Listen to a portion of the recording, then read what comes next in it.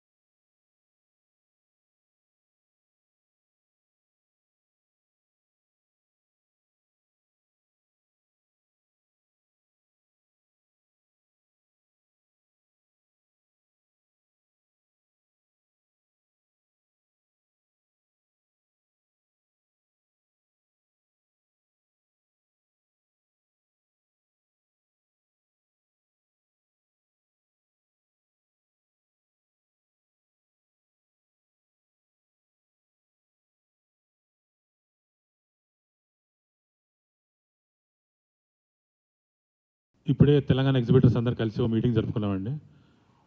అందరు ఏకతాటిగా ఒకటి డిసిషన్ పైకి వచ్చాము. ఇప్పుడే కాదు, ముందే మా డిసిషన్ ముందే చెప్పాం. May 1 నుంచి మేము పర్సంటేజ్ సినిమాలే వేస్తాము, పర్సంటేజ్ బేసిస్ మీదే వేస్తాము అని చెప్పుకుంటూ వచ్చాం.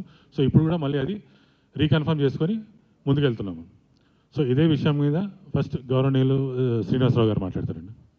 మీడియా మిత్రులకి నమస్కారం. నేను ఇక్కడ రావటానికి కారణం స్వర్గీయ శ్రీ నారాయణదాస్ నారాయణ గారు, వారి పుత్రుడు సునీల్ నారాయణ గారు, నాకు అత్యంత ఆప్తుడు, మిత్రుడు మా దిల్ రాజు గారు, వారి సోదరుడు శిరీష్ రెడ్డి గారు, వారి ఆహ్వానం మీదకి నేను ఇక్కడికి వచ్చాను. ఇప్పుడు ఒక నిర్మాతగా మాట్లాడాలంటే, ఒక నిర్మాత తండ్రి అయితే ఎగ్జిబిటర్స్ మా బిడ్డలతో సమానం. అట్లా ట్రీట్ చేస్తేనే సినిమా ఇండస్ట్రీ బాగుంటుంది. తండ్రి ఎంత కష్టపడినా బిడ్డల సుఖం కోసమే.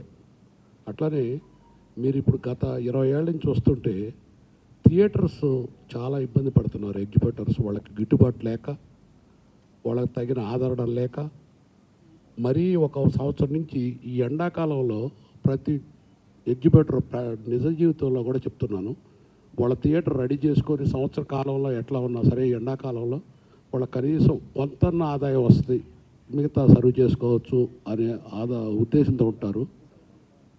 ఈ 6 నెలల నుంచి సినిమా ఇండస్ట్రీలో ఏ ఎగ్జిబిటర్ సరిగ్గా లేరు. వారి పరిస్థితి బాగాలేదు. కరెంటు బిల్లులు కానీ ట్యాక్సులు కానీ అన్ని కట్టుకోలేక, వాళ్ళకి గిట్టుబాటు లేక. అందుకని వారు అడిగారు, ఏమంటే మాకు పర్సంటేజ్ ఇచ్చి కొంచెం పెంచితే మేము బాగుంటాం అన్నారు. కానీ నిజంగా చెప్పాలంటే ఏ నిర్మాత అయినా బాగుండాలంటే కంపల్సరీగా ఎగ్జిబిటర్ ఇంపార్టెంట్. ఎగ్జిబిటర్ బాగుంటేనే సినిమా ఇండస్ట్రీ బాగుంటుంది. అంచేత వారు సునీల్ నారాయణ గారు, దిల్ రాజు గారి సోదరులు, వీరంతా కూడా థియేటర్స్ని బాగా బ్రతికించుకుందాం, థియేటర్ల సంఖ్య బాగా పెంచుదాం అనే ఉద్దేశంతో వారు థియేటర్స్ ఎదుగుదలకు వారి ధర్మం వాళ్ళు చేస్తున్నారు. నిర్మాతగా నేను 100% వాళ్ళ థియేటర్స్ సపోర్ట్ చేయడానికి నేను కూడా ముందుంటాను. ఎటువంటి ఇబ్బంది లేకుండా నిర్మాతలు బ్రతికించుకోవాల్సిన అవసరం మాకుంది. కంపల్సరీగా ఈ పర్సంటేజ్ విధానంలో పర్సంటేజ్ పెంచి థియేటర్స్ మంచి మార్గంలో వెళ్ళటానికి, ఇంకా ఆడియన్స్ని పెంచుకోవటానికి ఈ పర్సంటేజ్ పెంచిన తర్వాత కూడా కొన్ని మంచి చెడులు మాట్లాడుకొని, ఇప్పుడున్న పరిస్థితిలో ఎగ్జిబిటర్స్, డిస్ట్రిబ్యూటర్స్, ప్రొడ్యూసర్స్ ముగ్గురు కలయిక చాలా అవసరం. ఈ కలయికతో ఇంకా నెంబర్ ఆఫ్ మీటింగ్స్ వారి ద్వారా వేసుకొని సినిమా ఇండస్ట్రీ ఎట్లా బాగుంటుంది, ఇంకా ఎట్లా స్ట్రెంగ్త్ అవుదాం. యాక్చువల్గా చెప్పాలంటే మల్టీప్లెక్స్ థియేటర్స్ ఆవకాయ పచ్చడి, అన్నం, నెయ్యి లాంటి, single screens chicken biryani, mutton biryani లాంటి. ఓటీటీ అనేది ఈ ఫాస్ట్ ఫుడ్ వచ్చినాయి కదా, దాంతో సమానం. ఎప్పుడు ఆవకాయ పచ్చడి, బిర్యానీ మనం ఉన్నంతకాలం ఉంటుంది. ఈ ఓటీటీలు అనేది ఎక్కువ కాలం ఉండదు. ఏ ప్రేక్షకుడైనా రియల్గా ఎంజాయ్ చేసేది సింగిల్ స్క్రీన్స్కి, థియేటర్స్కి వచ్చే ఆ వేల్లో ఆ చప్పట్ల వల్లే ఏ ఆర్టిస్ట్ అయినా పెద్ద పెద్ద ఆర్టిస్టులుగా ఎదగటానికి కారణం. అందుకని ఏ జ్ఞాని నిర్మాత అయినా సరే ఎగ్జిబిటర్లు పెంచడానికి ప్రయత్నిస్తారు. ఈ విషయంలో నేను ఫుల్ సపోర్ట్ వారికి చేస్తూ, సినిమా ఇండస్ట్రీ పచ్చగా ఉండాలంటే ఎగ్జిబిటర్స్ బాగుండాలి. సునీల్ గారు, దిల్ రాజు గారు, మిగతా డిస్ట్రిబ్యూటర్స్ అందరూ కూడా బాగుండాలి. సినిమా ఇండస్ట్రీ బాగుండాలి. Thank you.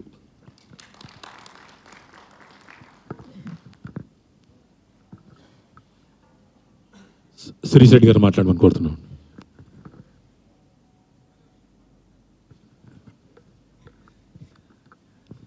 మీడియా మిత్రులకి థ్యాంక్ యూ. పర్సంటేజ్ సిస్టమ్ అనే దాని మీద మాట్లాడుతుంది ఇక్కడ ఎగ్జిబిటర్ల బతుకు పోరాటం.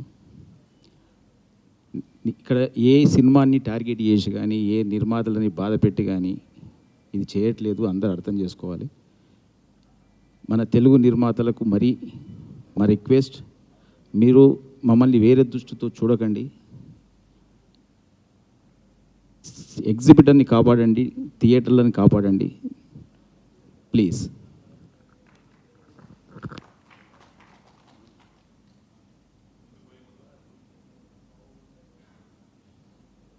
ముందుకు పోయే ముందు అందరికీ ఒక సూచన అండి. ఇది ఏదైతే మేము ఒక పర్సంటేజ్ కావాలని మేము కోరుకుంటున్నామో ఇది మా సర్వైవల్ కోసం మాత్రమే. ఎవరికో దమ్కి ఇవ్వట్లేదు, ఎవరికి మేము అల్టిమేటం ఇవ్వట్లేదు, ఏమీ లేదు. మా సర్వైవల్ ఇట్లయితేనే మేము మా బతుకు ముందుకు పోగలుగుతుంది. అందుకే మేము ఇది చేస్తున్నాం. అంతేగాని ఎవరికి బాధ పెట్టాలి, ఇబ్బంది పెట్టాలని ఏం కాదండి. ఇప్పుడు Telangana state film chamber of commerce secretary Srihari గారు మాట్లాడుతున్నాను.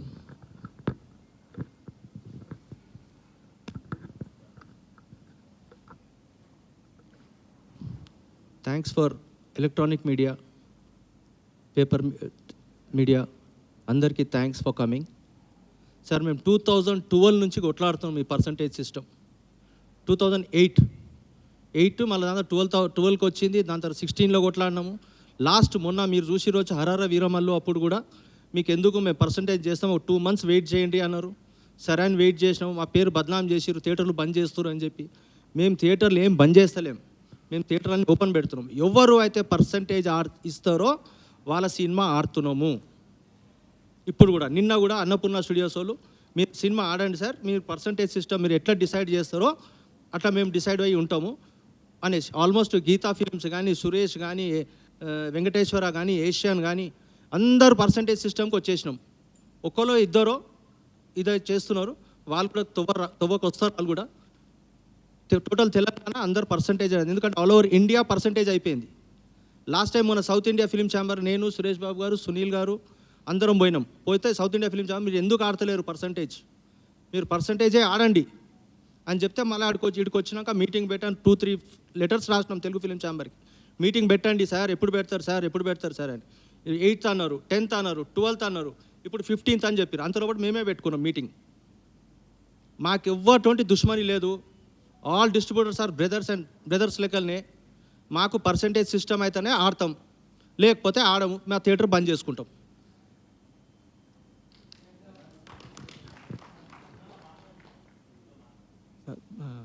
ప్రెస్కు అందరికీ నమస్కారం అండి.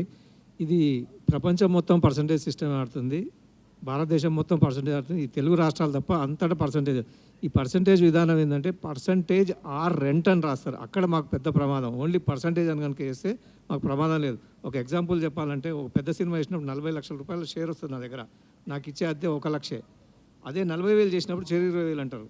ఇది న్యాయం కాదు. మల్టీప్లెక్స్లు ఎట్లా ఇస్తారో మాకు కూడా పర్సంటేజ్ ఇవ్వండి. మీకు చిన్న ఉదాహరణ చెప్తున్నాను. ఎక్స్ రోడ్ల ప్రసాద్ల ఒక పెద్ద సినిమా వేస్తే 1,05,00,000 అక్కడ వచ్చింది, 1,02,00,000 ఇక్కడ వచ్చింది. ఎక్కడ ఎక్స్ రోడ్లో ఎక్కువ వచ్చింది. అయినా అక్కడనేమో అతనికి 45 లక్షల షేర్ ఇస్తారు మల్టీప్లెక్స్కు, మా థియేటర్ ఓనర్కి 6 లక్షలు 7 లక్షల షేర్ ఇస్తారు. ఇది పెద్ద సమస్యగా ఉంది. రెంట్ ఆర్ పర్సంటేజ్ అనే విధంగా పర్సంటేజ్ మాత్రమే ఉండాలి, రెంట్ ఉండొద్దు. తమిళనాడులో ఉంది, కేరళలో ఉంది, మహారాష్ట్రలో ఉంది, అన్నిట్లో ఉంది. ఇక్కడ కూడా చేయమని కోరుతున్నాం.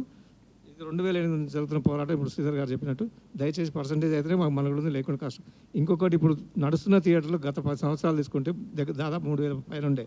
ఇప్పుడు నడుస్తున్న థియేటర్లు 1,400, బంద్ అయిన థియేటర్లు 1,372 థియేటర్లు. ఈ విధంగా బంద్ చేస్తూ పోతుంటే సింగల్ స్క్రీన్స్ పోతుంది. ఇంకోటి, హీరోలకు కూడా పూలదండలు వేసి పటాకులు కాల్చిన కాగితాలు వేసినా ఏది చేసినా సింగిల్ థియేటర్స్ ముందు జరుగుతుంది తప్పితే మల్టీప్లెక్స్ల దగ్గర కూడా రానియరు. అది ఎక్కడనో పైన ఉంటుంది, వీళ్ళు కింద ఉంటారు. హీరోలకు ఇమేజ్ పెరగాలంటే కూడా సింగిల్ స్క్రీన్స్ ఎంతో సహాయపడతాయి. దయచేసి హీరోలు మీరు కూడా ఆలోచించండి. మీరు కూడా పర్సంటేజ్ సిస్టమ్కి వస్తే మీరు హ్యాపీ, మేము హ్యాపీ, ఒకరికి ఎక్కువ తక్కువ అనే బాధ ఉండదు. దయచేసి అందరం పర్సంటేజ్ చేసుకుందామని చెప్పి మీ ద్వారా ప్రెస్ ద్వారా తెలియజేసుకున్నాం. నమస్తే అండి. సార్, మీడియా పర్సన్స్కి ఒక రెంట్ ఆర్ పర్సంటేజ్ డిఫరెన్స్ అయితే అందరికి తెలుసు. రెంట్ ఆర్ పర్సంటేజ్ అంటే మీ ఇంటికి వస్తే ఏం తెస్తారు, మా ఇంటికి వస్తే ఏమి ఇస్తారు అన్న టైప్లో నడుస్తుంది. అంటే distributor is always winning, single screens are always losing ఎన్నో రోజుల నుంచి. ఇప్పుడు అది సస్టైనబుల్ లేదు. ఎందుకంటే కోవిడ్ తర్వాత ఓటీటీ అనండి, కోవిడ్ తర్వాత ఆడియన్స్ బిహేవియర్ మార్పులు అనండి, లేకపోతే డిజిటల్ ప్రొజెక్షన్ అనండి, పలు కారణాల వల్ల సినిమాలు 2 వారాల కన్నా ఎక్కువ ఆడట్లేదు. అది అందరికీ కనబడుతుంది క్లియర్గా. అయితే ఎందుకు ఆడట్లేదు అంటే పలు నంబర్ ఆఫ్ థియేటర్స్లో వేయడం జరిగింది. సో ఆ ఒక్క థియేటర్కి రెంటల్ ఇవ్వలేని పరిస్థితిలో ఉంది. So continuation, reduced run time చాలా తగ్గిపోయింది సినిమాలది. అది ఎవరు మార్చలేం. అయితే ఇందులో ఒక ఎవల్యూషన్ ఏంటంటే పర్సంటేజ్ అయితేనే వర్కౌట్ అవుతుంది అనేది ఒకటి మేము సీరియస్గా అబ్జర్వ్ చేసింది. ఇది ఒక రిక్వైర్మెంట్ లాగా ఏర్పడ్డది. అన్ని రాష్ట్రాల్లో కూడా పర్సంటేజే ఉంది. సో ఇప్పుడు మేము పర్సంటేజ్ ఇచ్చే సినిమాలకే ఆడతాము అనే ఒక తీర్మానం లెక్కలు చేసుకున్నాము. అది ఎవరిని ఉద్దేశించి కాదు, ఇది ఒక రిక్వైర్మెంట్, బిజినెస్ రిక్వైర్మెంట్ లాగా ఏర్పడ్డది. అయితే ఇది కొత్తగా కనుక్కున్నామా అంటే కాదు. మన పక్కన మల్టీప్లెక్స్కి 15 ఏళ్ళ నుంచి మా పర్సంటేజే ఇస్తున్నారు. సో ఈ డిస్క్రిమినేషన్ ఎందుకు? ఇప్పుడు ఒక ఎగ్జాంపుల్ చెప్తాను. పెద్ద సినిమాలు కొన్ని 1-2 ఇయర్స్ కింద పుష్ప ఎగ్జాంపుల్, పలు సినిమాలు మన పాన్ ఇండియా సినిమాలు మన దగ్గర నుంచి మొదలైనవి పలు వేరే రాష్ట్రాలకు పోయి అక్కడ సింగిల్ స్క్రీన్స్కి కూడా పర్సంటేజ్ ఇవ్వడం జరిగింది, షేర్. అంటే అక్కడ సింగిల్ స్క్రీన్స్కి పర్సంటేజ్ ఇవ్వంగా మన సొంత రాష్ట్రాల్లో మన తెలుగు సినిమా తెలుగు రాష్ట్రాల్లో ఉన్న సింగిల్ స్క్రీన్స్కి కూడా పర్సంటేజ్ ఇవ్వకపోవడం ఏంటి? ఇది చాలా దూరం అయిపోతుంది అనేసి క్లియర్గా కనబడుతుంది. సో మా అపీల్ అంటే ఇంకో పాయింట్ ఏంటంటే ఆల్రెడీ ఒక 40 వీక్స్, ఇయర్లో ఒక 40 వీక్స్ పర్సంటేజే ఆడుతున్నాం. ఆ 10 వీక్స్ 5 వీక్స్ ఏవైతే పెద్ద సినిమాలు ఉన్నాయో అందులోంచి కొంచెం మనీ వస్తేనే సస్టైన్ అవ్వగలుగుతాము అనేది క్లియర్గా ఏర్పడుతుంది. Simple as that. అదొక 40 వీక్స్ అయిపోయింది. ఇంకొకటి పెద్ద సినిమా హీరోలకు కూడా appeal to the Telugu film industry to appeal. ఇది మా appeal to allow us to give us percentage and allow us to continue single screens ఇదే మార్గంలో ఉంటాయనేది మా రిక్వెస్ట్, మా అపీల్ అందరికీ సార్.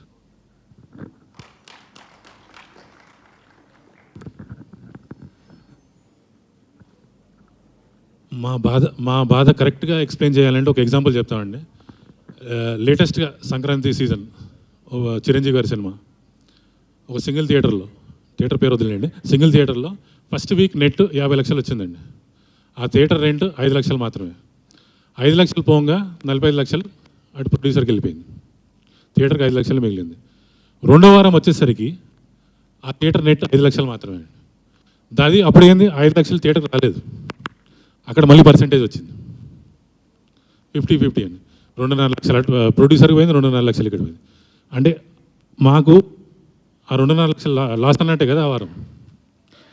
అదే పర్సంటేజ్ సిస్టమ్ మాకుంటే ఆ జనవరి నెలే కాకుండా అదే డబ్బుతో ఫిబ్రవరి మార్చిలో సినిమాలు లేవు, మేము సర్వైవల్ మాకు అయిపోతుంది, మేము బతకగలుగుతాం, మా థియేటర్ ఖర్చులు మాకు ముందుకు వెళ్ళిపోతాయి. ఏప్రిల్ మే ఆ 2 నెలలు గడ్డికాలం ఉంటుంది, ఓకే భరిస్తాం. మళ్ళీ